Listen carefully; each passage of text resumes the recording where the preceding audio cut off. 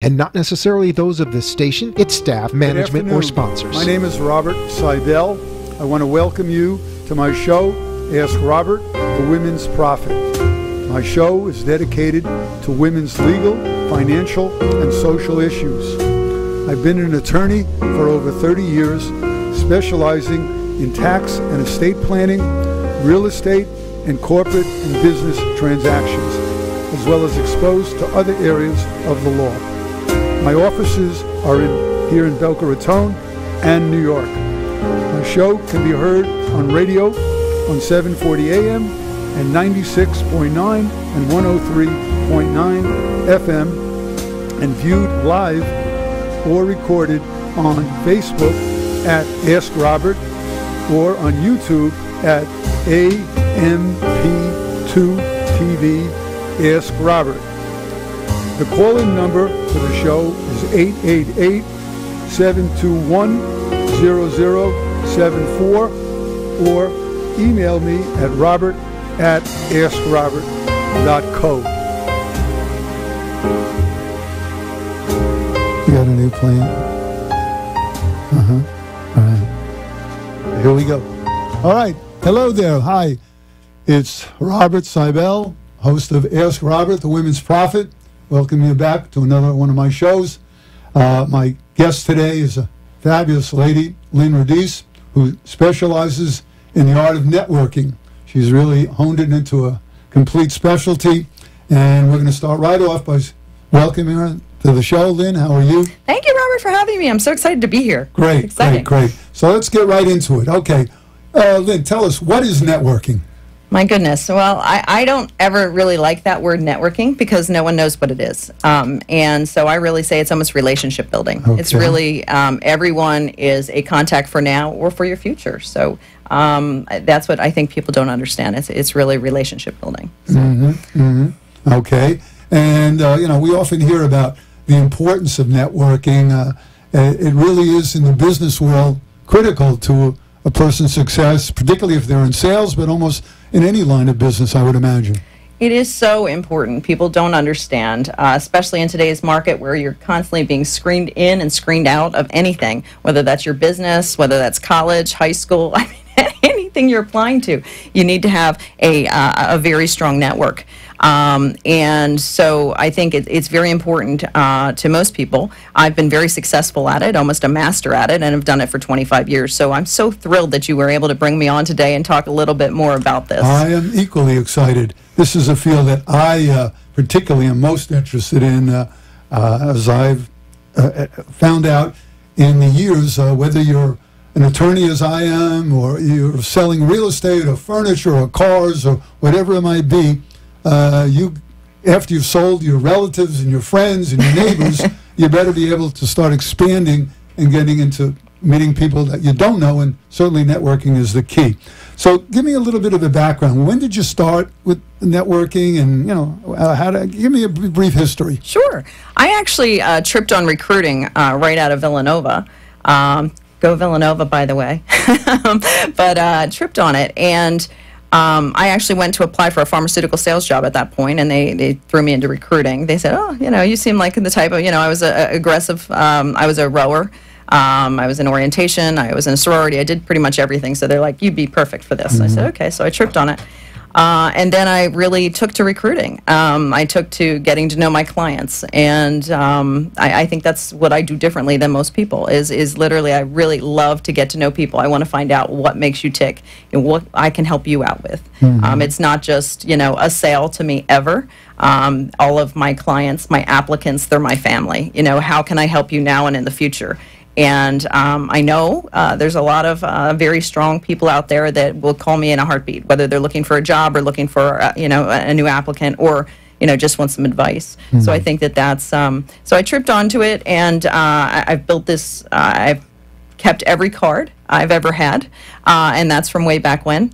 I, believe it or not, kept my Yahoo address on purpose because as people have changed jobs and things, and now LinkedIn keeps a lot of things for you, which is lovely. But before that, people kept changing phone numbers and things like that. And everybody knows they can always do Lynn Radice at Yahoo. Hello, that's where you can all contact me. But no, my goodness, tomorrow's going to be a bad day. But yeah, you can contact me at lynradice at Yahoo. And so I've done that, as well as even today when I get cards from people. There's many different card apps you can collect. You know, everybody scans different cards at conferences. There's many different ways. I take a picture of every single card anytime I get a card, because if you're out drinking, you misplace it, you're in your purse, you do this, whatever, and you know, people don't keep cards. So as soon as you get a card today, that's what I do, is I take a picture, and it's always in your photos, it saves, and you know, and that way you never lose a contact. And I also think what I do a little bit differently too is just keeping people warm and fuzzy. You know, I'm constantly, you know, saying hi to different people, or, you know, it's going to be the 4th of July. Hello, I'm going to call you all. Or I'm going to, you know, email and say, how are you? You know, Father's Day is a great time to catch up with people that you haven't touched base with. A couple of you know who you are. I said hi to. But, you know, it's always not about me.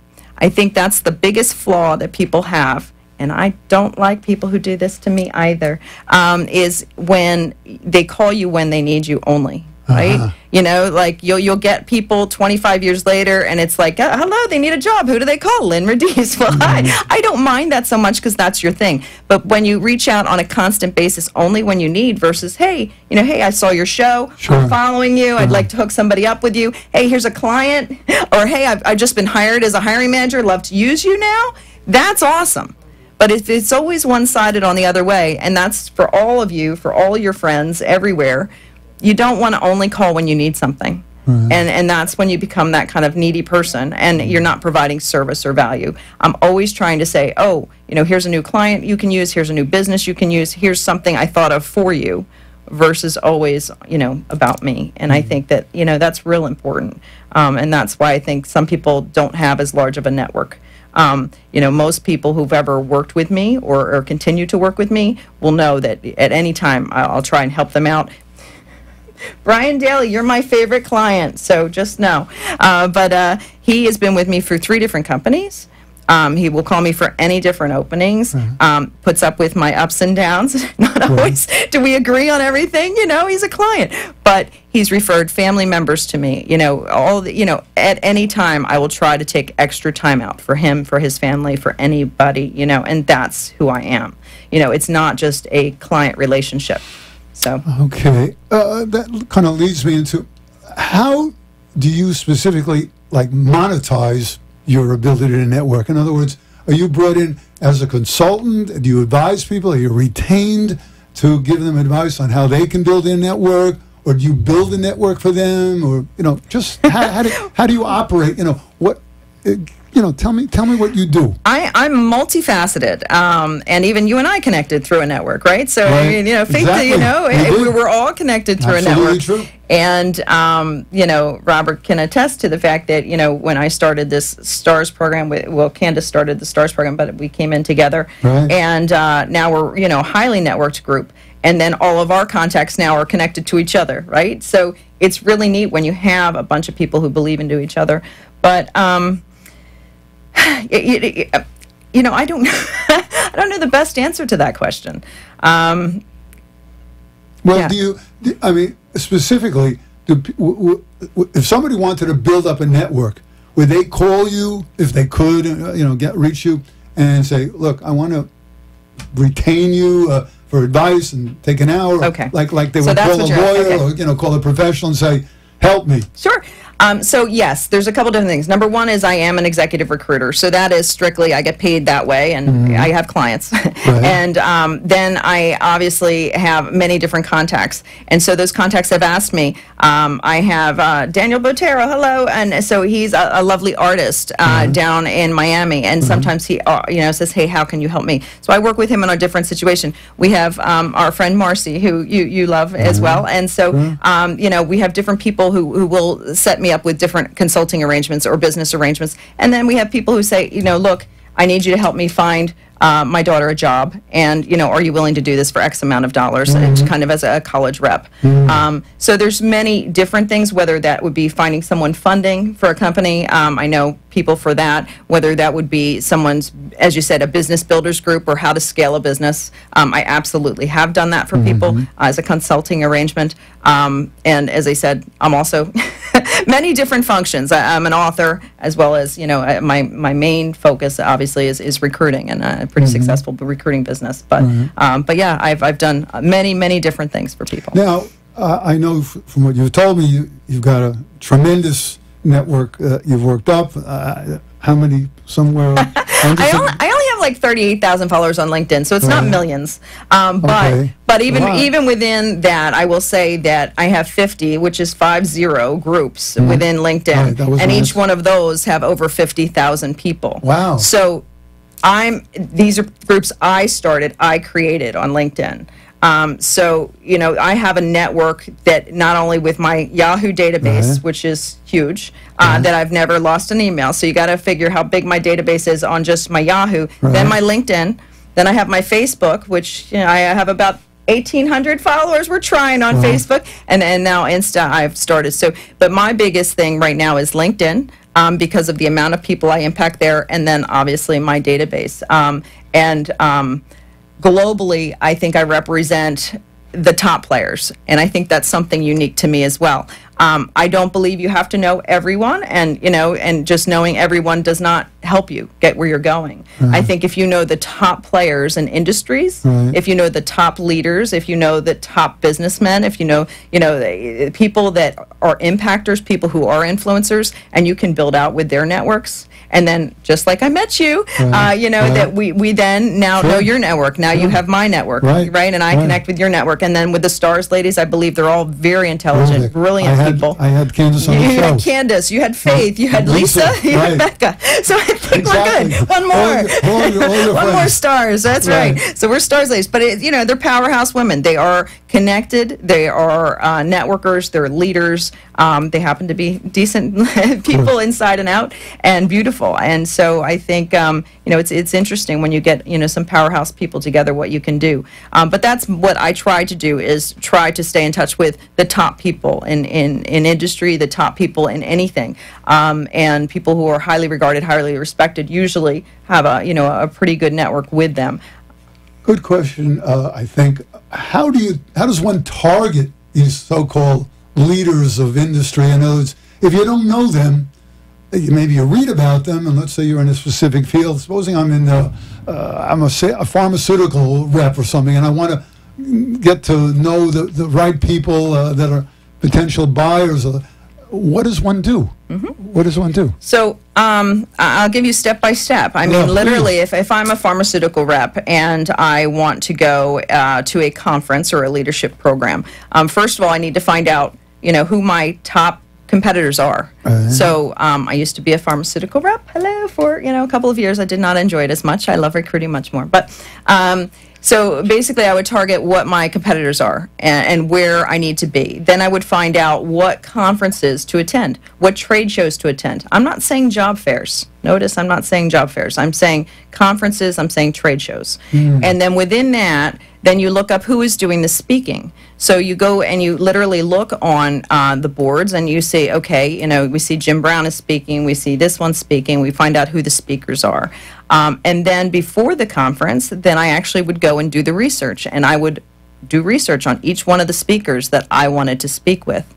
And so then after you go and you do all of the research and you find out you want to speak with Jim Brown and he's speaking at 2 o'clock, I would go and approach him. And I don't care if there's a line. I don't care how this works. I don't care if it's before or after. I would get there.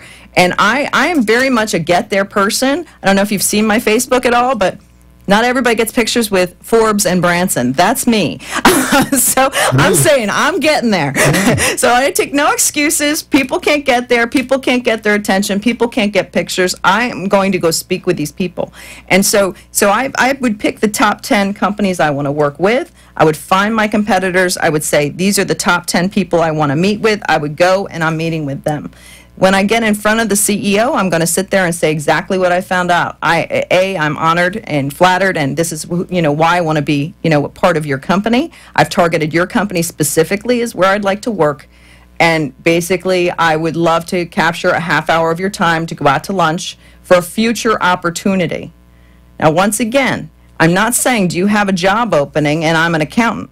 I'm not saying it's got to be for a future opportunity, because if you say for now and they say they don't have it, you shut it out.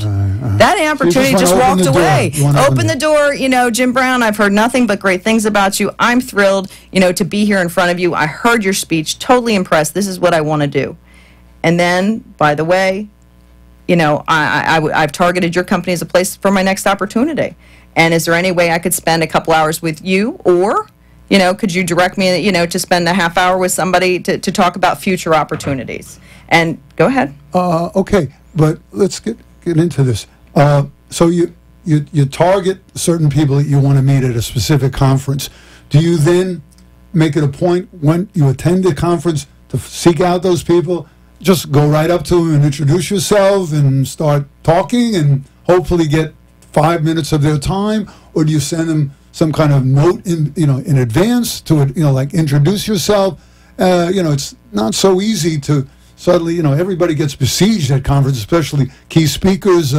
I know at the end of a speech, you'll see a dozen people, and people are fighting to, get 30 seconds of their time. They do. So what is it that gets you this additional time or makes you stand out with them? Yeah, I think, I always try to be creative. I always try to stand out. I mean, that is something. I don't go in a black suit. I'll go in red. Even Branson said that to me when hello, Richard Branson, call me. No, but he said that to me when I showed up and I got my picture in a red suit. Right. He's like, everyone loves a woman in a red suit. Yep. Boom. Everybody else at the conference is in black. I don't show up in black. I think red's a power color. And it was funny because there was a lovely gentleman, and you know who you are, who actually hooked me up and got me through this crowd. And, he could always find me because I was in the red suit. Yeah. So I'm saying never go to conferences, never go to events in black. I'm in black today. I'm in an interview. If I was coming to try to find you, I would never be. Yeah. And I think, guys can do the same. Have a crazy color tie. Have something where you make a statement. You need to be different. You need to be an individual. And it's even with interviewing. No one wants to interview a boring person, so you need to make yourself interesting. I mean, I've been skydiving, zip-lining, trapeze. I went into a volcano. I've done some crazy things. People usually remember these things. She's a little crazy, but you don't leave with that same just another applicant. Right. So once again, you could find out what their charity is. Find out something really unique about that person, and then you get in and say, hey, I understand you donated, to XYZ. I know the hospital's a big passion of yours.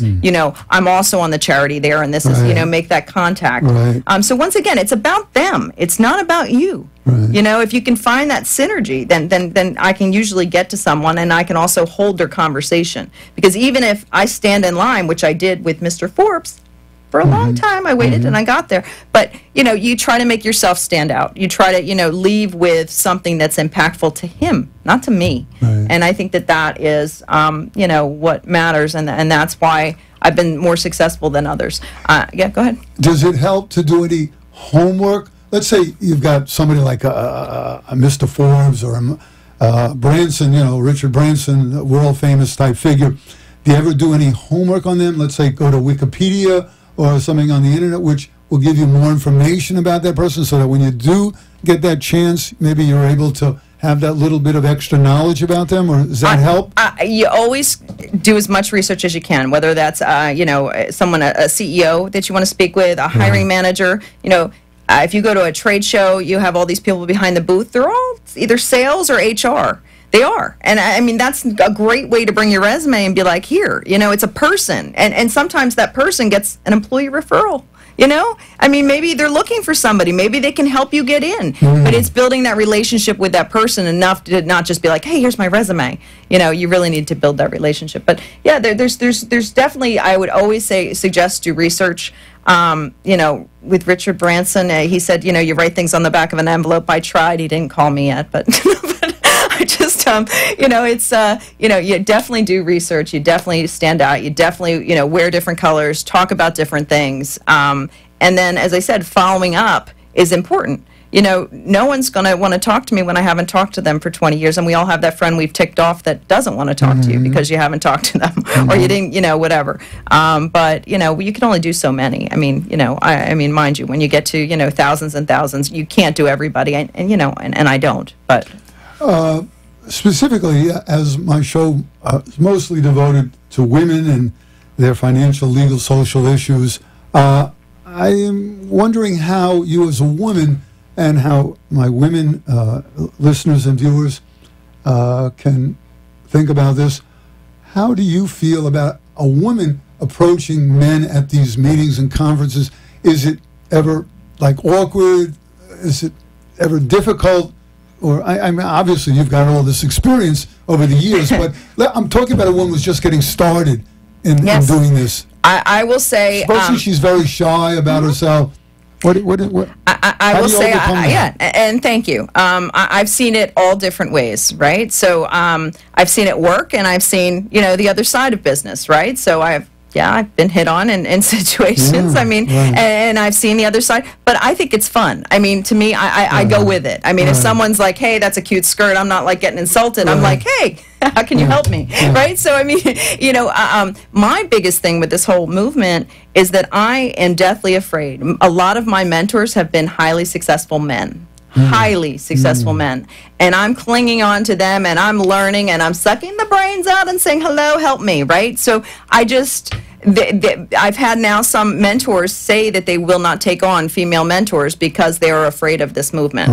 And if that starts to turn the other way, I am highly concerned. And being a recruiter, most of my clients are men, right? So a lot of CEOs are men. And, they've really come back at this saying they're sometimes afraid. So, but as far as if I'm a woman, do I go and sit down at a table of men? 100%. I think you own it. It's fun, and you're going to be more networked than anybody you ever own. I don't care if you're quiet, you're shy. You go sit at a table of men, and you get to know them. I think that's it's important. And if you get hit on, and you may, if you're cute or not cute or whatever, it doesn't matter. You all can get hit on. But it's just yes, it's inappropriate. Yes, it's the wrong place. Whatever. But to me, you take it to the next level or whatever, or you just go along with it and just you keep building a relationship and keep building a rapport. And sometimes people don't understand the difference between complimenting and being hit on. And that's my other fear, is that sometimes people are literally saying you look nice. And people are taking that now offensively. And it's like, no, that's a nice jacket. That doesn't mean they're hitting on me. That says it's a nice jacket. So, there's all that kind of gray area. So, there's a much bigger picture, and thank God it's come out, and I'm a true women believer and true passionate person on what went down and all of that. But I also want to make sure that my, men are represented and mentor people and bring people on and are not afraid of that interaction, because most of my mentors have been exceptional men that have taken me under their arms and pulled me along, and nothing but great business, and no, they're not hitting on me, and they're good rapport, good relationships, and great relationships to have. So it's important. Okay, one of the things I've told salesmen's groups over the years when I've spoken is that you can't allow rejection to affect you personally. I'm sure that there are people that you do meet at these meetings that don't necessarily want to talk to you, don't have the time, they're talking to somebody else, or for whatever the reason, sorry, not interested. Not everybody's going to, quote, love you. How do you personally handle those situations where somebody says, sorry, excuse me, but I'm... No, and that's women and men, and they are busy. And mind you, there's people that are extremely busy, and you're right, it's not you personally, it's not the topic personally, but that can happen. As far as how do I handle that, I think I don't take it personally. I think me as a recruiter, no means not for now. I don't hear the word no. It's just how it is. I'm sorry, I don't ever hear it. So it's no, not for now. Okay, great. Tomorrow's okay.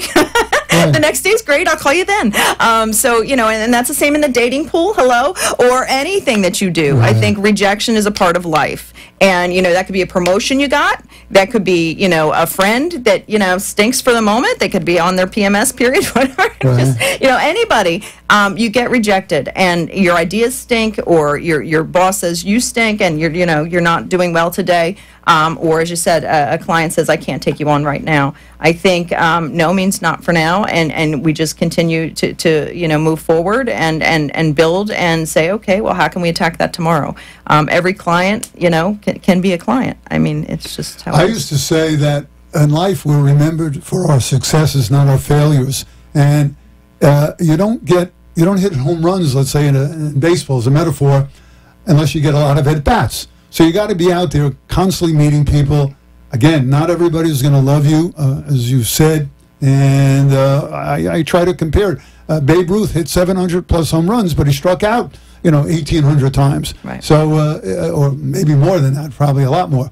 But the fact is that, as I see what you're doing, basically you're out there just meeting a lot of people, and obviously you've been extremely successful. I want to ask you, what does a person do who wants to sort of reinvent themselves, supposing that they're really not happy with the profession that they've been in? It's really been somewhat of maybe a dead-end profession, or they don't feel that they're the kind of person that will be of interest in meeting other people, getting to network like you were doing. What can one do to make themselves more interesting, more enticing, somebody worth talking to? Well, it's interesting. I was in a major train accident. Speaking of reinvention, I did write this lovely book, Terror by Rail. Wow. So this is a pretty good book. But yeah, I know exactly what you're talking about as far as reinventing. So I literally was at the top of my career. I traveled the world. I had a wonderful experience and lived in New York City. Everything kind of cycled downward. I was in, I went into rehab. You were hurt very badly? Enough. Yes, I broke back, shoulder blade, neck, back issues, whatever. Wow. So basically, pain meds cycle downwards. As you can imagine, owning your own business, you don't have clients and people, and you're taking pain meds, and it's just going downwards. So as far as I basically went down to the bottom, and had to reinvent myself. And so I think that's exactly what I can relate is what I'm saying. So what did I do? Is I literally picked myself up and started putting the pieces back together and basically reaching out to clients and reinventing myself. Do you need to go to a break? Yeah. Okay. Yeah. Okay, go ahead. We'll talk later. Terrific. It's my new partner. Okay, yeah. I just want to take a few moments just to speak about a couple of my sponsors, one of whom is Froelich Financial, led by Mark Froelich. Mark is located right here in Boca Raton. He's a superb estate planner and a master at creating life insurance and all kinds of financial programs. He's been doing it for many, many years. He's worked with some very, very affluent individuals all over the country, I might add. Mark is available all the time for your needs in that respect. He can be reached on his number 561-807-8707. Mark can really help you to solve all kinds of programs that you might be looking to do in planning your overall estate. Maybe you've lost your husband recently or another loved one, and they've left you with money. You're not quite sure how to handle it. Mark can speak to you about annuities as well. He's extremely, extremely knowledgeable, and I recommend his services highly. Again, 561-807-8707. Another organization is called Global Loan. Global Loan are international specialists in creating commercial real estate loans and business loans. They operate internationally. They literally can place loans all over the world. They have the capability of placing loans in literally in the hundreds of millions if necessary, or as low as $1 million. They are really an alternate organization to go to other than a traditional bank, and in fact, in many instances, they operate much more efficiently and possibly can even offer better terms than you might be able to get from your own bank. Global Loan can be reached at 1-800-878-FUND. Again, 878, that's 3863. And they are waiting to hear from you and can give you a consultation. And lastly, I want to mention how important it is for everyone to be well-groomed when they're in business. I don't care what you're doing, whether you're in a sales position, whether you're an administrator, whether you're just networking, going to parties, going to conferences, trade shows, etc. You want to put your best foot forward. Lynn has mentioned about dressing in a distinctive fashion. That's all part of it. That's all part of grooming. And part of grooming is not only dressing well, but from a standpoint of personal hygiene, I think it's incredibly important to be a wonderful haircut, manicure, etc. Women should traditionally maybe go in for facials, and there is a salon in Boca that I go to named Salon Oasis. They're on Glades Road, 6100 Glades Road, corner of Andrews. Their number is 561-482-9610, and I recommend them highly. They are a full-service salon. In fact, I've rarely seen a salon that's larger than they are, and I've been to several of the major cities, including New York and L.A. So with that, let's go back to the show. All right, next question I have of you, Lynn, is many of us will contact somebody, try to get them on the phone, and immediately we're met by their secretary or their assistant, so-called hurdle that we can't seem to get by. The person says, well, he's not in or she's not in, and they'll get back to you. How do we get over that, hurdle? What do you do best in trying to negotiate that and use your networking capabilities to do that? Yeah, I think that's, once again, the rejection piece. So, I don't know what it is. I guess, networking being my superpower, is that I think I try to build more of a relationship with them. For instance, I had one person I was trying to get a hold of, very successful here in Boca, and the secretary was so amazing. She actually got me into the appointment like the next day before he went off to the Hamptons, the whole thing, and just was super, just crazy, over the top. And then I got to the appointment, and I guess he had to leave, and he wasn't there. And then she actually called me to basically have me get there. I mean, she's like, well, he'll be back at a certain time. I mean, really looking out for me. Superwoman. I have never seen something, but I think that it's building that relationship up front with them. I mean, if you just cold call and say, hi, I'm trying to speak with Jim Brown once again, and and she says, I'm sorry, he won't take a calls, and boom, that's not a story. If you can say, I was just at this networking meeting, and this is what I did, and I saw him speak, and I was brought to tears because of XYZ, and I was looking to see if I could possibly schedule an appointment with him. Once again, giving that extreme value that, oh my gosh, and by the way, and I also have this issue, or I'm also, donating to XYZ, or, the hospital's also a fan of mine. And then, she'll see that there's synergy between you and he, and then it makes more sense. So create a bridge to that person, vis-a-vis that third party that you're speaking to. Exactly. Yeah, that makes a lot of sense. Which leads me to ask you now, I know you've got thousands and thousands of people in your network. How do you follow up with people effectively, other than, some of the things you've mentioned? How do you keep these people warm, particularly if you haven't spoken to them in quite a long time? Yeah. I think I try once in a while to reach out to see how they're doing, to see how a new venture is. I had one applicant, California. He didn't want to relocate ever. You know who you are. Hi, Sterling. but and then, I gave him some ideas that, maybe he could go and take some money and start his own company instead of keep looking for companies. Because if you're only going to limit yourself to here, that's all you're going to. And so, and once in a while I'll reach out and be like, hey, how's your company doing? He doing very well. I think it's always just remembering something and just once in a while say, hey, how you doing, etc. So it's not about me. It's, hey, how are you doing? What can I bring to the table? You never know. I mean, that guy, could have a new opening. He started his own company. Maybe at some point he'll remember to use me and hire from me. So, there's just that whole synergy of just reaching out to people on holidays, or, if they had a death in the family. One of my clients had a death, kind of, Father's Day, hey, I know you're missing your dad, and that kind of thing. So, you can't do that with, thousands and thousands of people, and you're not going to be able to. Right. But you hope that you're kind enough. And also I think it's important to let go in the correct direction. So if something doesn't work out, it's not like you just become this jerk, and that's in relationships too. You don't know how many people I've dated that eventually come back as clients or need me in some way.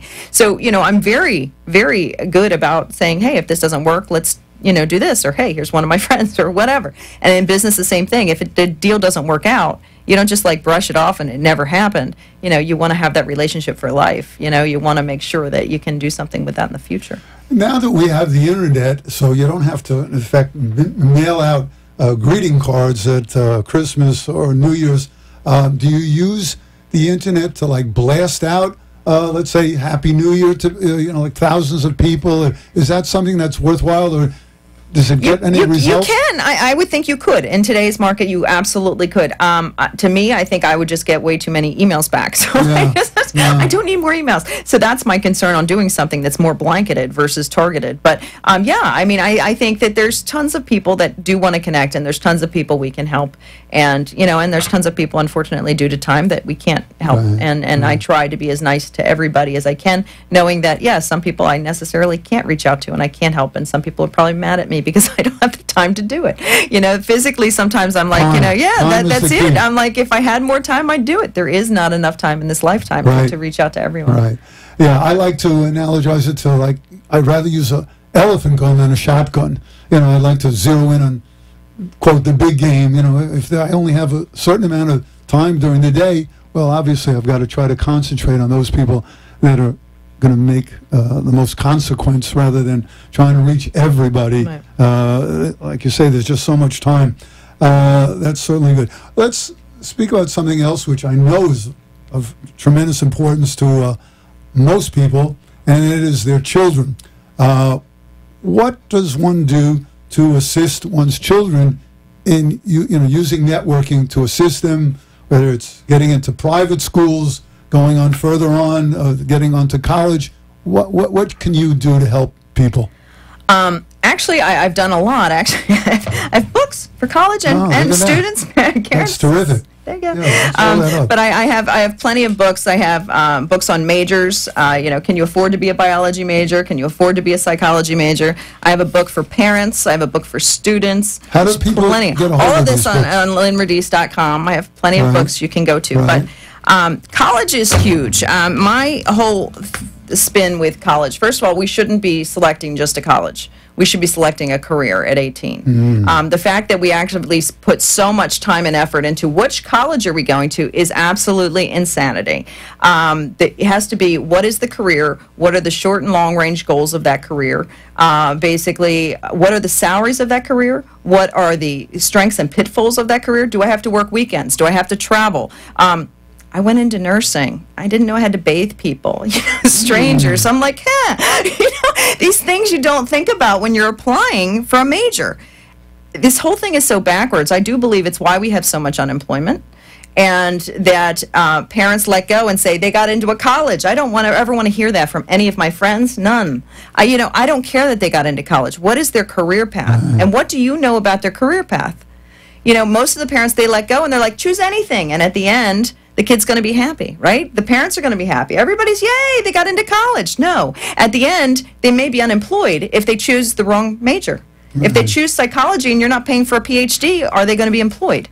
So networking in college, you really should be networking with your teachers, your professors. They know everybody. You need to make sure you get good grades. You need to get internships. Throughout the summers, you need to definitely work hard at that. But more importantly is go job shadow with these people in your majors. Whatever you think you want to do private equity, find somebody, spend a day with them. You want to do psychology, find somebody, spend a day with them. Ask them, what are the good, bad, and ugly of this career? I mean, this should be a requirement.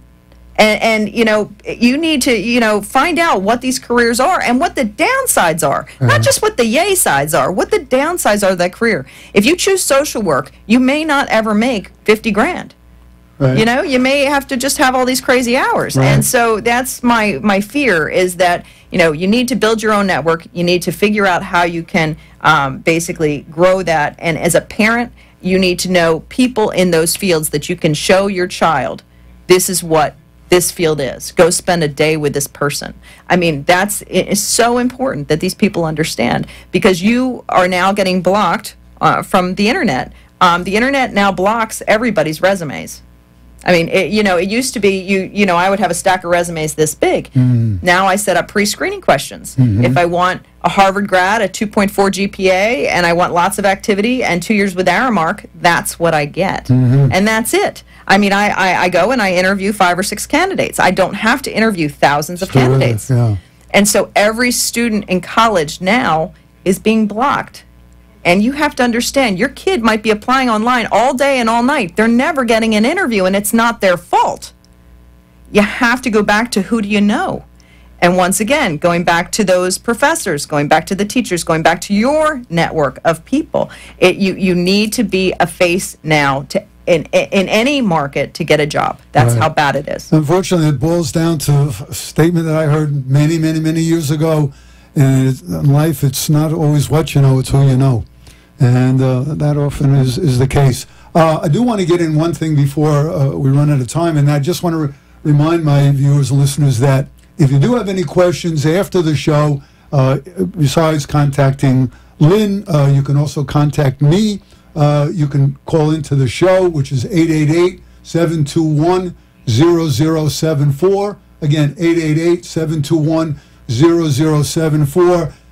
If I'm not available, you can leave the question. It'll get to me, and I will personally get back to you if you leave your name and number or your email address. Oh, similarly, you can send an email to my show, which is Robert at AskRobert.co.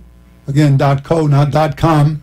And lastly, if you want to see the show, and you're maybe not watching it today, but you get it on YouTube in a replay, all you need to go on YouTube, hopefully if you're getting to see the show or somebody tells you about it, is to dial in YouTube and then enter amp.2tv space Ask Robert, and then you'll be able to scroll down to not only today's show but any of my prior shows. We hope to put on all of the shows on my website very shortly, and you'll be able to then see it on the website.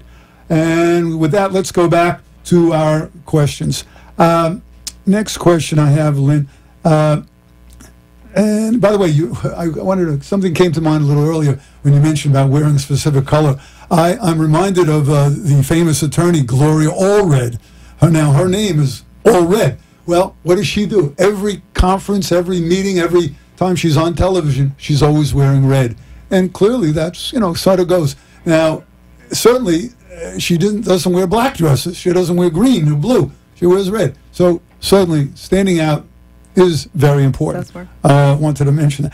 All right, now, what other, when you have to start looking at social media, and we have so many today, what would you say are the best social media, maybe we're going back a step here, to use in developing your network? Yeah, well, the younger generation does not use Facebook. I mean, they've told me that over and over and over. Mm-hmm. They seem to use the Insta, the Finsta, all these other programs that mm-hmm. are out there. So, the ads seems to be what's growing businesses. And Facebook, definitely, I've had a lot of success with Facebook. So, that seems to be that, as well as LinkedIn. Because my population is much more business-oriented. I've had much more success with LinkedIn versus, taking pictures of my food on Insta.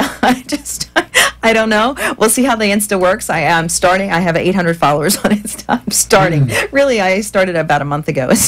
But we'll see how it goes. But I think, it's a different population. So I think it depends on who you are and where you're going to get the traction. But, and I think everything changes. So I can't, I'm not the goddess of whatever. But I do know that some people do, better on Pinterest. Some people do better. It depends on what your specialty is. But I know you have to master at least one. I do know that. Mm-hmm. Like, you have to have followers on something, whether for business. I mean, whether that would be your Facebook, your Pinterest, your Insta, whatever it is, you definitely have to master it. Mm-hmm. That's my thing. And when you do, you mentioned much earlier about forming groups, and each group has got thousands and thousands of members. Just run us through in a minute or two. How do you establish a new group, or what do you do? Well, I was lucky. I think way back when I started this, right? So I think that it was a different thing when I was building and creating. I think now is much harder. For instance, even in Facebook, it was easier to build groups and get everybody into those groups and put and now there's so many blocks. With LinkedIn, they've blocked a lot of things, and you can't get this person, and you can't get access to somebody's name, and you can't get access to unless you're connected. And same with Facebook. It seems to be limiting as far as how you get people and put them into your groups or offer that, or even how many people within your own network get your messaging, right? I've heard, you can put it out there and, maybe your top 50 will get notified. So, there's all these blocks in place. So I know that meetup groups are very helpful. I know, and you only have to master a couple of groups. So I think joining a group is important, and then kind of putting your message out to the group. Like I joined Boca Moms. Hello, Boca Moms. So, and then finding out more about them, and then kind of building your group, and then people will follow along with it. I guess because I have such a large network that I'm able to kind of create a group. So I did Women Who Inspire, and, I have 800 people in it already. So, I'm able to keep doing it. But I think for the novice who's starting to build a group, it's very hard because you're being blocked. There's limits on everything. I think it's very, very hard to build a group and build a network right now. I would agree with you there. And again, once of course, somebody like yourself who's rolling and who's doing this quite a long time, you have that momentum, you have that ability, you have the knowledge. Certainly have tremendous scores of people that you can go to and connect with. But it's always difficult to make that first step. It really is. And, I think it can be daunting. Tell us, what about speaking events that you do or other events that you're participating in? Yeah, I just recently started a lot of speaking because of what I've been through with my train accident, the fact that I was a recruiter, the fact that I cycled down and started out again, and actually more successful than I was on the back end. So people are interested in that story. It's a compelling story. So I have a speaking event that I've been signed up for with the Smart Femme organization, and Leah Wolford. Hello, Leah. What is the Smart Femme? Smart Femme is an organization that basically I'm a member of. And Leah runs this, and Leah is amazing. And right now there's a bunch of authors, and she's targeted me because of my Terror by Rail book. But a bunch of authors are doing speaking at this program, and this would be in April of 2019. And Aaron Brockovich is one of the highlighted speakers, so I'm going to be speaking there. Working with Leah has hooked me up with a TEDx coach. So, all of these types of things to go, and Brad, who is my TEDx coach, and try to get me on kind of more of the speaker circuit. So it's an interesting adventure. I've been very fortunate within, the benefits of building out a network, and as we have stated today, it's very important to build out your network, for now, for future, for your job, for your kids. There's no reason not to build a network and spend time on it. And the people who say that you cannot spend time on it, or they don't have time, you're going to be unemployed, and then, basically then you're going to need time then to do it. So the time is ahead of that. And that's the thing, is people don't know that, I always tell people they never see good or bad turnover coming. You don't know, and if you're currently employed, you don't know when your number's coming up. You just don't. And you can think you're networked, you can think you're connected, you can think, and it could be a numbers thing. It has nothing to do with you. So, and so you need to be in advance of that. But yeah, so I'm doing the speaking. I've been invited to 2 programs, one in Venice and one in Israel, coming up with my network. One out of 250 people in the world chosen to do this program, and thank you. So Yossi Verdi is a pretty successful, humbled, amazing person over in Israel, and has, this program in Israel that I've been invited to, and I'm just thrilled. It's crazy. What's going to happen at this program? So basically, it's a lot of entrepreneurs getting together. They offer knowledge, and also there's a lot of angel investors. There's technology people getting together. It's a powerful conference that I'm going to. But I'll put everything up on my web, and they can follow me, and I'll be doing live streaming from there and all of that too. So it's a very innovative and fun thing. The thing in Venice is actually more of a think tank, where 250 people from the whole world are brought in, and they do more of a think tank and kind of put you into robotics classes, and put you, rowing, and put you into cooking, and and they do, kind of think tank operations, which I'm thrilled. But I'm going to walk out with hopefully a ton of cards and a ton of new contacts. So I look at every adventure I go to as a new adventure to meet people and to get cards. So you're getting into global networking now, I guess. I love global. Absolutely. Right, absolutely. right. I think it's always fun. I think everything I do is global, and I think everybody else should be global as well. I think it's very, very important. I have, had the opportunity to travel all over, and I believe that, a global perspective brings a lot to any business. So I think it's important. Let's go all the way back to the beginning for a moment. Just sort of question that hits me. Supposing a woman's, sitting at home now, sitting in her kitchen or living room, watching on her computer now, watching the show, and she's got an idea about starting a company, starting a business, whatever it may be, and of course she wants to develop that business, and she can't get on Shark Tank quite yet, which of course Yes. is a great way to network. Shark Tank is good. Exposure is obviously me. yeah. Absolutely. But what is? I know it's a difficult question probably to really ask, but how does one really just get started? In other words, do you immediately just go on the internet? Do you dial in getting started? Your own business? What do you do?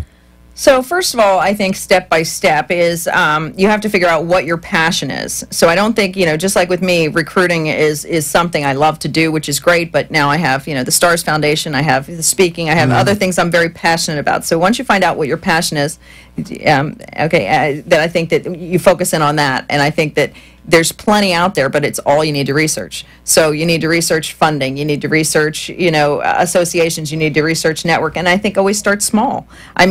Start locally and see how you can grow your business from there. If you're baking cookies, it's all local first, and you do the research and you find out, when you need investors, you go after the investors. There's, a huge process, and you have to figure out, how to expand. But unlike me, know that the money is out there, and there are ways to find that. And, I never knew that, right? What's your opinion about this crowdability site that you hear about? Crowdfunding? They want to fund now, and people suddenly put their product online. And I think it works extremely well for some things and not well for anything else. So, it seems to be a lot of movie projects are out there, and some, cancer projects, there's many things that work that way, and then some things that won't work at all. Okay, we only have a moment left. Lynn, I just want you to remind our viewers and listeners, again, how do they get a hold of you? You can get a hold of me at Lynn Radice, LYNNRADICE, at Yahoo, as you know, or you can do LinkedIn. I'm out there, Lynn Radice on LinkedIn. You can go follow me on Facebook, Insta. And you want some of my books. I have tons of free information. I'm an information giver. Feel free to go to lynnradice.com, and there's books and things that you can buy. And also, you can go to Amazon and get Terror by Rail, Target, Walmart, a whole bunch of different places. But that's a great book, too. But so if somebody has a question, they can just email you with a question? You can always email me. Go and connect with me, LinkedIn, Yahoo, or my site, lynnradice.com. Thank you so much for having me. That's great. Lynn, fantastic. This is invaluable type information. As my father, rest in peace, used to say, the greatest skill a salesman can have is his ability to network. So I want to thank you all for listening today. I hope this information proves very, very valuable to you, and I want to say good afternoon. Have a wonderful July 4th coming up this week, and we look forward to speaking to you again next week. Thank you, and be well. Thank you.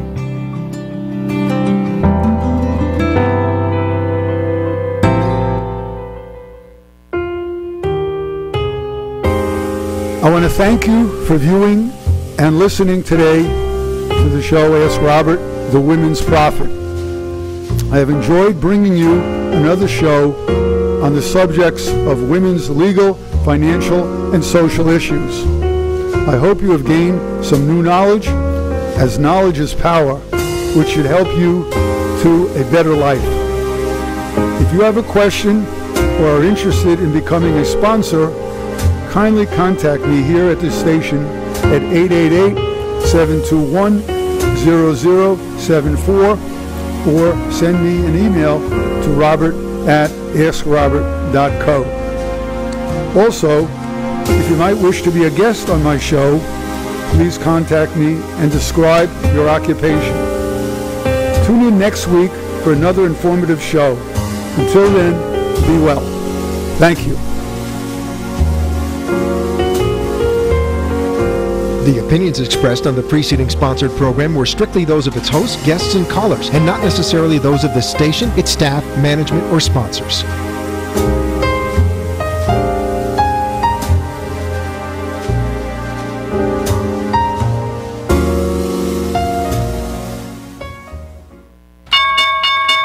If you're not happy with